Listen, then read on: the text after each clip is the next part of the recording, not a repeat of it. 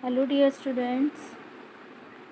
Today's our topic is income and expenditure account. Income and expenditure account is a revenue account of a not for profit organizations, serves the same purpose as the profit and loss account in trading concern. ये income and expenditure account जो है एक तरीके का हमारा revenue account है जो कि नॉट फॉर प्रॉफिट ऑर्गेनाइजेशंस जो होते हैं वो बनाते हैं, ठीक है ना। फॉर द सेम पर्पस जैसे कि हमारा प्रॉफिट एंड लॉस अकाउंट बनता है इन ट्रेडिंग कंसर्न। ये प्रॉफिट एंड लॉस अकाउंट आप +1 में पढ़ चुके हैं। अब इसमें क्या है, trading profit and loss account की जगह हम क्या बनाते हैं, इनकम एंड एक्सपेंडिचर अकाउंट जो कि बनाया जाता है नॉट फॉर प्रॉफिट ऑर्गेनाइजेशंस के थ्रू। अब income and expenditure account is the summary of income and expenditure of the current year. Income and expenditure account जो है वो इसलिए बनाया जाता है कि इनकम एंड एक्सपेंडिचर पूरी करंट ईयर की जो हमारी एक समरी निकलती है उसको लास्ट में देखने के लिए। It is a nominal account prepared by non-trading organizations in order to ascertain the surplus or deficit by recording revenue items of a particular period. ये जो है non-trading organizations जो हैं इसको at the end of the current year ये बनाते हैं ये देखने के लिए कि उनका जो है इनकम एक्सपेंडिचर सरप्लस है या फिर उनको लॉस हुआ है, मतलब डेफिशिट है, ठीक है। अब इसमें एक ये हमारे पास टर्म आती है रेवेन्यू। रेवेन्यू क्या है इसमें, revenue is the income that a business has from its normal business activities. Revenue क्या है, एक तरीके की हमारी इनकम है जो कि बिजनेस अर्न करता है नॉर्मल अपनी बिजनेस एक्टिविटीज़ के through. That is from the sale of goods and services to customer. मतलब जो भी उनकी सेल और ये सेल होती है गुड्स और सर्विसेज जो भी वो प्रोवाइड करता है कस्टमर को, उससे जो उनको इनकम अर्न होती है उसको बोलते हैं रेवेन्यू, ठीक है। अब नेक्स्ट हम पैरा पढ़ेंगे। Income and expenditure account is prepared in the same manner in which profit and loss account is prepared in case of trading organisation. All expenses and losses of a revenue nature recorded on its debit side while all incomes and gains of a revenue nature on its credit side। अब इसमें जो है expenses और जो भी losses होते हैं वो क्या है, कहाँ पे होंगे, वो क्रेडिट, वो कहाँ पे हम लिखेंगे, डेबिट साइड में। वो ट्रांजेक्शन्स हमारी डेबिट साइड रिकॉर्ड करी जाएंगी और जितनी भी हमारी इनकम और गेंस होती हैं वो हमारी क्रेडिट साइड रिकॉर्ड करी जाएंगी। If credit side of this account exceed the debit side it is known as surplus. अगर क्रेडिट साइड जो है ज़्यादा आता है हमारा डेबिट साइड से तो उसको हम बोलेंगे सरप्लस, ठीक है। और and on the contrary if the debit side exceed the credit side, अगर डेबिट साइड क्रेडिट साइड से ज़्यादा आता है तो उसको हम बोलेंगे, वो हमारा क्या निकलेगा, डेफिशिट, ठीक है। द सरप्लस और deficit is transfer to the capital fund. और जो भी हमारा सरप्लस या डेफिशिट से इनकम एंड एक्सपेंडिचर अकाउंट से हमें मिलेगा, निकलेगा जो भी, तो वो हम ट्रांसफ़र करेंगे कैपिटल फंड अकाउंट में। नाउ अब इसके कुछ फीचर्स हैं हमारे पास। Features of income and expenditure account, इसका नेचर है it is a nominal account and hence the rule of nominal account that is debit all expenses and losses and credit all incomes and gains. ये आपने +1 में भी ये term पढ़ी है। Debit हम क्या करते हैं, debit all expenses and losses, जितने भी हमारे एक्सपेंसेस और लॉसेस होते हैं उसको हम डेबिट करते हैं और जितनी भी हमारी इनकम्स एंड गेंस होती हैं उसको हम क्रेडिट करते हैं, ठीक है। ये एक प्रिंसिपल इसमें जो है वो फॉलो किया जाता है। नेक्स्ट नेचर है इसका फॉर्मेट। फॉर्मेट क्या होता है इसका, इसको भी टी शेप में टी फॉर्म में जो है वो बनाया जाता है, ठीक है। Revenue expenditures on the debit side और revenue incomes on the credit side आती हैं, ठीक है। But it can also be prepared in vertical form where revenue incomes are shown at first. ये वर्टिकल फॉर्म में भी हम बना सकते हैं जिसमें कि हम रेवेन्यू हमारी इनकम्स जो हैं उसको पहले दिखाएं और उसके बाद हमारे जितने भी एक्सपेंडिचर्स हैं उसको दिखाएं। थर्ड है balances. Income and expenditure account does not start with any opening balance. इसमें कोई भी ओपनिंग बैलेंस हमें नहीं होता है, नहीं लिखना पड़ता है, because it is prepare to ascertain only the current year surplus और डेफिशिट। क्योंकि ये सिर्फ इसलिए बनाई जाती है ताकि हमें करंट ईयर का सरप्लस और डेफिशिट पता चल सके। देन फोर्थ है period. It excludes all items of income and expenditure which do not relate to current period. इसमें वो एक्सपेंडिचर्स और इनकम्स नहीं आते हैं जो कि करंट ईयर से रिलेट नहीं करते हैं, ठीक है। जो भी हमारे करंट ईयर के एक्सपेंडिचर्स और इनकम्स होते हैं वो ही हम इसमें शो करते हैं। Items only revenue nature items are recorded in it. इसमें सिर्फ रेवेन्यू नेचर जो है आइटम्स जो भी हमारे पास होती हैं उसको हम रिकॉर्ड कर सकते हैं। Then adjustment, this account shows income and expenditure of current year on accrual basis. Therefore, all adjustment relating to the current year such as depreciation, outstanding expenses, prepaid expenses, unearned incomes, accrued incomes etc. are taken into account while prepare this account. तो ये सारी जो adjustments हैं हम इसको जब हम ये account बनाते हैं तो इसको हम लेते हैं। Then balance sheet can be prepared on the basis of this account. इसके बाद हम जैसे हम अपने प्रॉफिट एंड लॉस अकाउंट के बाद बैलेंस शीट बनाते हैं ऐसे ही इसके बाद भी बैलेंस शीट बनाई जाती है। अब इसके बाद हमारे पास इसमें है difference between income and expenditure account and profit and loss account. अब इसमें इनकम एंड एक्सपेंडिचर अकाउंट में और प्रॉफिट एंड लॉस अकाउंट में क्या क्या डिफरेंस है। फर्स्ट है हमारा इसका पॉइंट है nature. It is revenue account of non trading organisation. ये एक रेवेन्यू अकाउंट है जो कि नॉन ट्रेडिंग ऑर्गेनाइजेशन बनाते हैं और ये क्या है, ये रेवेन्यू अकाउंट है ऑफ अ ट्रेडिंग और अ प्रॉफिट मेकिंग ऑर्गेनाइजेशंस जो कि प्रॉफिट अर्निंग के लिए ऑर्गेनाइजेशंस चलाए जाते हैं। तो ये प्रॉफिट एंड लॉस अकाउंट वो बनाते हैं। Basis of preparation, this account is prepared from receipts and payments account. ये जो है किससे बनाया जाता है, रिसिप्ट्स एंड पेमेंट अकाउंट से या फिर अदर इन्फॉर्मेशन जो भी हमारे पास है उससे बनाया जाता है। और ये अकाउंट जो है फ्रॉम ट्रायल बैलेंस, इसमें हमारे पास ट्रायल बैलेंस होना ज़रूरी है। ऑब्जेक्टिव क्या है, it is prepare to ascertain the surplus और डेफिशिएट। ये इसलिए बनाया जाता है ताकि हम सरप्लस और डेफिशिएट जो है अपने पर्टिकुलर पीरियड का, करंट पीरियड का निकाल सकें। और ये हम इसलिए बनाते हैं ताकि हमें नेट प्रॉफिट और नेट लॉस जो है वो पता चल सके। Then surplus and net profit, if the credit side exceed debit side is known as surplus और excess of income over expenditure it is added to opening capital fund. अगर हमारी क्रेडिट साइड जो है डेबिट साइड से ज़्यादा है तो इसका मतलब हमारा क्या है, सरप्लस आया है। तो इसको हम ओपनिंग कैपिटल फंड की जो है उसमें ऐड कर देते हैं, मतलब कैपिटल फंड में ये जो है वो आगे ट्रांसफ़र कर दिया जाता है। If the credit side exceed debit side is known as net profit. अगर क्रेडिट साइड जो है डेबिट साइड से एक्सीड करती है, ज़्यादा आती है, तो क्या है वो हमारा क्या आता है, नेट प्रॉफिट आता है। और ये हम opening capital in the balance sheet जो है वो हम कर देते हैं ट्रांसफ़र। ये आपने +1 में भी प्रॉफिट एंड लॉस अकाउंट बनाया हुआ है तो आपको पता होना चाहिए। देन फिफ्थ है डेफिशिएट एंड नेट लॉस। अगर हमारी डेबिट साइड जो है क्रेडिट साइड से एक्सीड करती है तो वो हमारे पास उसमें क्या आता है, डेफिशिएट आता है, ठीक है। इसको हम क्या करते हैं, ओपनिंग कैपिटल में से क्या कर देते हैं, डिडक्ट कर देते हैं कैपिटल फंड अकाउंट में जब हम इसको ट्रांसफ़र करते हैं। If the debit side exceed credit side, जब इसमें डेबिट साइड क्रेडिट साइड से ज़्यादा आ जाती है तो वो हमारे पास नेट लॉस आता है। तो इसको हम क्या कर देते हैं, कैपिटल में से डिडक्ट कर देते हैं। Withdrawal, the surplus of an accounting period can not be withdrawn by the members. इसका जो सरप्लस होता है वो मेंबर्स इसके विड्रॉ नहीं कर सकते हैं। द नेट प्रॉफिट में बी विड्रॉन होली और पार्शली बाय प्रोप्राइटर्स। और जो नेट प्रॉफिट होता है वो पूरा या कुछ पार्ट उसका जो है प्रोप्राइटर्स विड्रॉन कर सकते हैं।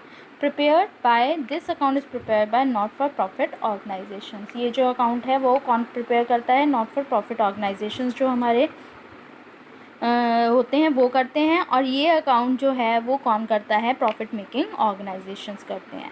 देन इफेक्ट है इसका last, the surplus always increases the capital fund. जो सरप्लस है उसका हमेशा कैपिटल फंड को क्या कर देता है, इंक्रीज़ कर देता है, बढ़ा देता है। और the net profit if retained in the business increases the capital. और अगर हमारा नेट प्रॉफिट होता है तो ऑब्वियसली हम उसको कैपिटल में ऐड करते हैं तो वो कैपिटल जो है हमारा वो उससे बढ़ जाता है। तो ये था इसका डिफरेंस। अब हमारे पास इसमें है इसका format of income and expenditure account. Format देखिए इसका क्या है, फॉर्मेट में है इसको हम ऐसे बनाएंगे, ये टी शेप में बनेगा। हम लिखेंगे नेम ऑफ द ऑर्गेनाइजेशन जो भी हमारे पास दे रखा है, income and expenditure account for the period ending on date, जितनी जो भी हमारे को इसमें डेट दे रखी है। देन डेबिट साइड हमारे सारे क्या आएंगे, इसमें एक्सपेंडिचर्स आएंगे, ये सारे हमारे हैं एक्सपेंडिचर्स, ठीक है। इसके बाद इसमें हमारे पास जो भी अमाउंट दे रखा है वो हम यहाँ पे लिखेंगे। और क्रेडिट साइड हमारी क्या आएंगी, सारी इनकम्स एंड गेन्स आएंगी। ये भी हमारी इनकम्स एंड गेन्स हम बाय करके लिखेंगे, जितना भी हमारे पास इसका अमाउंट होगा वो यहाँ पे आएगा। अब इसमें एक्सपेंडिचर में क्या है, फर्स्ट ये देखिए, टू एक्सपेंसेस पेड, जो भी हमने एक्सपेंसेस पेड करे हैं उसमें हम ऐड क्या क्या करेंगे, outstanding at the end add करेंगे, लेस करेंगे प्रीपेड एट द एंड, जो भी हमारे प्रीपेड हैं, प्रीपेड एट द बिगनिंग इसको हम ऐड करेंगे, लेस करेंगे आउटस्टैंडिंग एट द बिगनिंग। ठीक है, ऐड अब देखिए दो चीज़ें करनी है हमने और दो चीज़ें इसमें लेस करनी है, ये ध्यान रखिएगा। और इनका अमाउंट अंदर जो भी अगर हमें ये दे रखी हैं गिवन है, तभी हम इसको अंदर इसमें अमाउंट लिख के और उसके बाद उसका टोटल जो भी होगा वो बाहर लिखेंगे। फिर इसमें इनकम में भी देखिए बाय सब्सक्रिप्शन रिसीव, जो भी हमें सब्सक्रिप्शन रिसीव्ड हुई है वो हम यहाँ लिखेंगे अंदर, उसमें हम ऐड करेंगे outstanding at the end, less करेंगे advance at the end, add करेंगे advance at the beginning, less करेंगे आउटस्टैंडिंग एट द बिगनिंग। ठीक है, जितना भी हमारे को अमाउंट दे रखा होगा वो हम सारा यहाँ पे सॉल्व करके उसका जो टोटल हमारे पास होगा वो हम बाहर लिखेंगे। ठीक है, बाकी इसकी जो भी इसमें क्या क्या आता है इसको एक बार आप रीड कर लेना।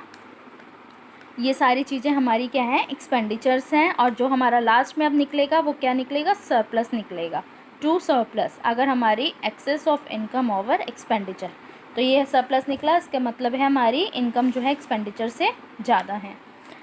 और अगर इनकम्स में हमारे पास क्या निकलता है, बाय डेफिसिट। ठीक है, तो जो इसका अमाउंट निकलेगा वो हमारा यहाँ पे होगा, और इनको हम कहाँ करेंगे ट्रांसफ़र, कैपिटल फंड में ट्रांसफ़र कर देंगे। ठीक है, अब इसके बाद इसके कुछ ये स्टेप्स हैं, ये स्टेप्स आप एक बार रीड करना अपनी बुक में से, जो कुछ अगर आपको प्रॉब्लम लगती है तो फिर आप मुझसे पूछ लेना। ठीक है, अब इसके बाद हम एक ये इलस्ट्रेशन देख लेते हैं। इलस्ट्रेशन है इनकम एंड एक्सपेंडिचर अकाउंट। अब इसका हमारे पास देखो क्या क्या दे रखा है, fees collected including 80,000 on account of previous year 4,80,000, salary paid including ₹30,000 for the previous year 2,80,000, salary outstanding at the end of current year 50,000, and tournament expenses कितने दे रखे हैं, 15,000, meeting expenses, travelling expenses, purchase of books, rent prepaid, then rent paid, उसके बाद है postage and telephone charges, then donation received. ठीक है, ये हमारे पास इसमें सारी चीज़ें जो हैं वो गिवन है। अब हम इसका क्या बनाएंगे, इनकम एंड एक्सपेंडिचर अकाउंट बनाएंगे। तो इनकम एंड एक्सपेंडिचर अकाउंट बनाने के लिए हम फर्स्ट लिखेंगे इसमें इनकम एंड एक्सपेंडिचर अकाउंट। ठीक है, इसके बाद इसमें हम इनकम एंड एक्सपेंडिचर अकाउंट लिख के इसके बाद हम लिखेंगे इसमें फॉर द ईयर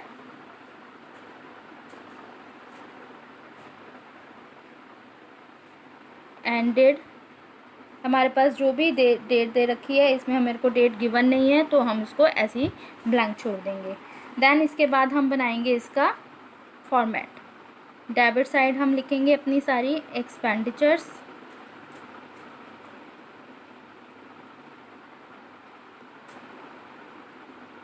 इसका अमाउंट, देन क्रेडिट साइड आएंगी हमारी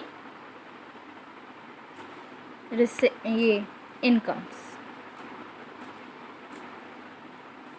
देन अमाउंट। ठीक है, अब हमारे पास इसमें फर्स्ट क्या दे रखा है, फीस कलेक्टेड दे रखी है, कितनी है 4,80,000, जिसमें से कि हमारे को प्रीवियस ईयर की 80,000 वो है रिसीव्ड हो गई है। तो फीस हमारी क्या है, बाय फीस आएगी, कितनी है 4,80,000। ठीक है, इसमें हमारे को जो कितनी आई है रिसीव्ड हुई है उसको हम क्या करेंगे, लेस कर देंगे।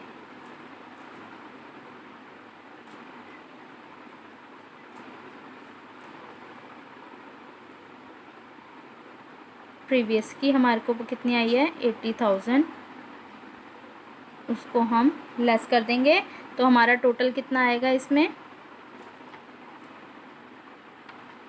4 लाख रुपीज़।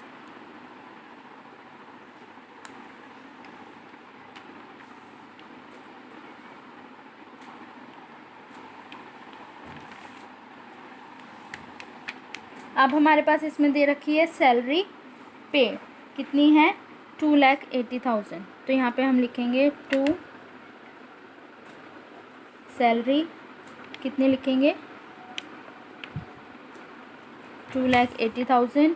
देन हमारे पास इसमें क्या है हमें मिली है प्रीवियस ईयर की जिसमें इंक्लूड है इसी में, ठीक है। तो उसको हम क्या कर देंगे लेस कर देंगे, वो हमारी आउटस्टैंडिंग है, ठीक है, बिगनिंग की, जो हमें बिगनिंग में ही इसमें इंक्लूड है। तो वो हमारी कितनी है 30,000 बिगनिंग की आ गई। और इसके बाद salary outstanding at the end of the current year दे रखी है हमें, तो हम उसको क्या कर देंगे ऐड कर देंगे आउटस्टैंडिंग एट द एंड, ठीक है। वो कितनी है हमारे पास 50,000। तो हम पहले इसको लेस करके इसमें से निकाल लेते हैं, वो हमारे पास आएगा 2,50,000 और एंड की जो है हम वो 50,000 ऐड कर देंगे। तो हमारे पास कितना आया टोटल 3 लाख रुपीज़। ये हमारी टू सैलरी जो है वो बाहर हमने अमाउंट लिख दिया है। अब इसके बाद हमारे पास टूर्नामेंट एक्सपेंसेस हैं, तो हमारे ये आएंगे एक्सपेंडिचर हैं,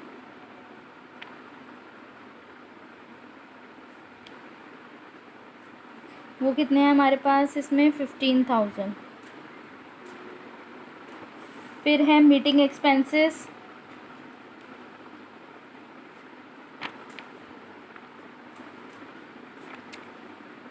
मीटिंग एक्सपेंसेस कितने हैं 15,000।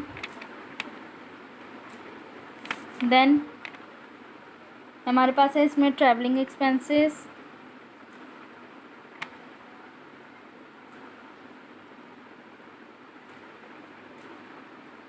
वो कितने हैं 18,000। फिर हैं परचेज ऑफ बुक्स,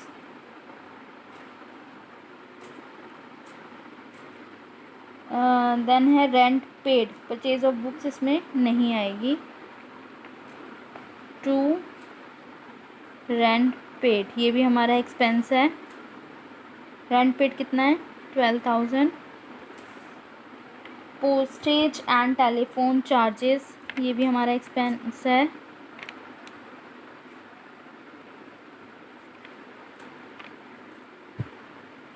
ये कितना है 10,000। और इसके बाद हमारे पास है डोनेशन, बस ये जो हमारा था ये डोनेशन रिसीव, ये भी क्या है हमारी रिसिप्ट्स हैं, ठीक है। तो ये भी इसमें नहीं आएंगी। अब हम क्या करेंगे इसको टोटल कर देंगे, तो हमारा जो टोटल आएगा वो देखेंगे हमारा कितना है 4 लाख रुपीज़, क्योंकि यहाँ का अमाउंट जो है वो हमें ज़्यादा लग रहा है। तो 4 लाख रुपीज़ में से हम इस साइड का जो टोटल है वो लेस कर देंगे, ठीक है। तो लेस करके हमारे पास 4 लाख में से कितना आएगा, यहाँ पे आएगा 30,000 रुपीज़। तो ये हमारा क्या आया है सरप्लस, ठीक है। तो हमारा एक्सपेंडिचर जो है वो आया है सरप्लस, ये आया है 30,000 रुपीज़। तो इस तरीके से ये इनकम एंड एक्सपेंडिचर का जो क्वेश्चन है वो इस तरीके से सॉल्व होगा। अब इसके बाद आप 2-3 क्वेश्चंस अपने आप ट्राई कर सकते हैं, अगर कुछ प्रॉब्लम होगी तो वो आप मुझसे कमेंट बॉक्स में पूछ सकते हैं।